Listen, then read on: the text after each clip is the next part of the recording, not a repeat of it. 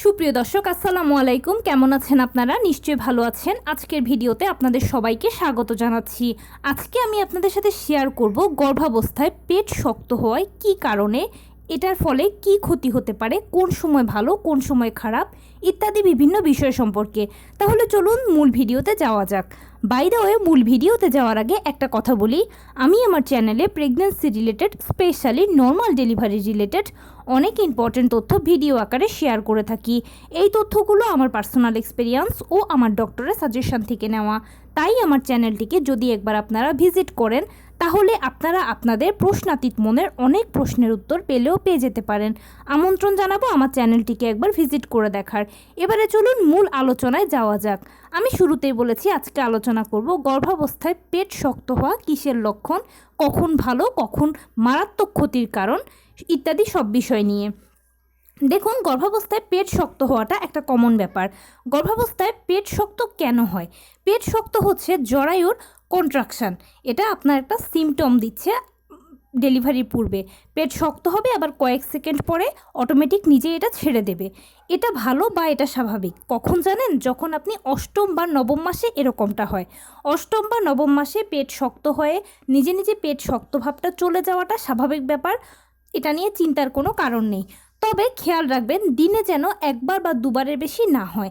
দিনে একবার বা দুবার পেট শক্ত হওয়া এবং সেই শক্ত পেটটা অটোমেটিক নিজে নিজে ছেড়ে দিয়ে স্বাভাবিক হয়ে যাওয়াটা স্বাভাবিক। কিন্তু যদি দেখেন যে আপনি 3-4 বার হয়ে গেছে দিনে, বা অথবা 1 ঘন্টার মধ্যেও 3-4 বার 5 বার হয়ে গেছে, তাহলে এটা কিন্তু ভীষণ অস্বাভাবিক। এজন্য আপনাকে অবশ্যই ডাক্তারের কাছে যেতে হবে। ডাক্তাররা সিটিজি মেশিন দিয়ে দেখবেন যে কতটুকু পেট শক্ত হচ্ছে, কেন হচ্ছে ইত্যাদি বিভিন্ন বিষয় পরীক্ষার পরে আপনাকে যা যা প্রেসক্রাইব করা সেগুলো করবে, সে মতো চলবেন, দেখবেন ইনশাল্লাহ ঠিক হয়ে যাবেন। কিন্তু যদি নেগলেন্সি করেন তাহলে মহা বিপদ আছে। কিন্তু যদি দেখেন যে আপনার ফার্স্ট বা সেকেন্ড ট্রাইমেস্টারে, মানে ফার্স্ট ট্রাইমেস্টারের প্রথম 3 মাসে অথবা সেকেন্ড ট্রাইমেস্টারের চতুর্থ, পঞ্চম, ষষ্ঠ, সপ্তম মাসেও যদি এরকমটা হয় যে পেট শক্ত হচ্ছে আবার ছেড়ে দিচ্ছে এবং সেটা ঘন ঘনও হচ্ছে, তাহলে অবশ্যই অবশ্যই অবশ্যই 1 সেকেন্ডও দেরি না করে ডাক্তারের সাথে আপনাকে আলোচনা করতেই হবে। কেননা ফার্স্ট ট্রাইমেস্টার বা সেকেন্ড ট্রাইমেস্টারে মোটামুটি সপ্তম মাস পর্যন্ত পেট শক্ত হবে না। এটা ডেলিভারির তো অনেক অনেক অনেক দেরি আছে এখনও, সেজন্য পেটটা শক্ত হবে না, কোনো সাইনও আপনি পাবেন না। কিন্তু যদি প্রিম্যাচিওর বেবি হয় বা ইন্টারনাল কোনো প্রবলেম হয় তখন সেক্ষেত্রে এই সময় পেটটা শক্ত হয়।